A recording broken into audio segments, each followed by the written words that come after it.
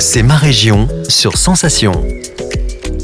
C'est ma région, c'est maintenant. Je suis allé à la rencontre de Franck Marlin, maire d'Étampes dans le département de l'Essonne. Il nous parle du cadre de vie. On y vit bien, en croire l'arrivée de population, le peu de flux négatifs où les gens veulent quitter à tout prix Étampes. Non, je pense qu'il y a une volonté de s'installer, de vivre sur Étampes.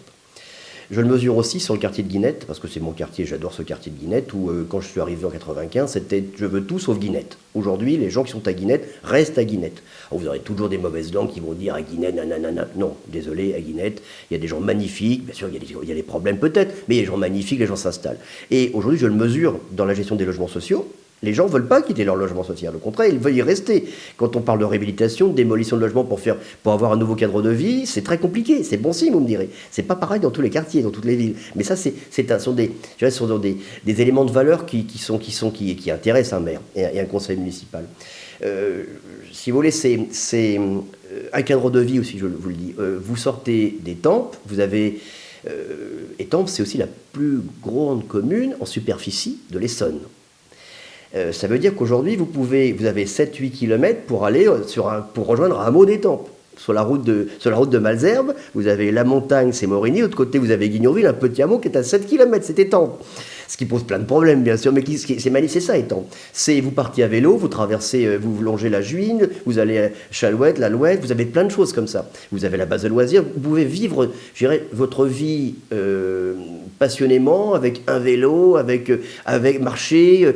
Vous voyez des gens, vous êtes venus ce matin, qui font leur jogging. Voilà. Je pense qu'une ville à découvrir différemment, et ça c'est aussi très important que de le faire comprendre aux habitants d'Étampes, surtout ceux qui sont là depuis longtemps, qu'Étampes, c'est beaucoup de champs autour, c'est Étampes.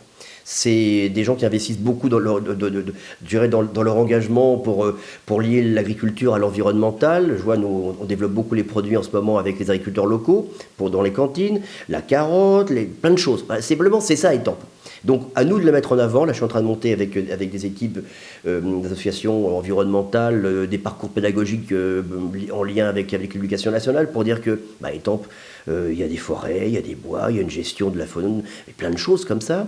Voilà, simplement, c'est essayer de ouvrir à certaines personnes que le bonheur, c'est pas aller au parc d'attractions, je sais pas où, j'ai rien contre les autres Beauval, mais qu'on peut découvrir ici, en prenant sa paire de baskets, plein de choses, et c'est Étampes. Voilà, ça c'est une très très très grande chance pour nous d'avoir ce côté privilégié, d'avoir un caractère environnemental magnifique, une ville, on l'appelait la petite Venise à l'époque, sans plagier nos amis de Montargis, c'était la petite Venise de l'Essonne ici, la petite Venise de Loiret là-bas. Voilà, on a cette chance-là. C'est ma région, c'est tout pour aujourd'hui. Rendez-vous demain pour mieux connaître l'Île-de-France sur Radio Sensation. C'est ma région, le magazine de découverte sur Sensation.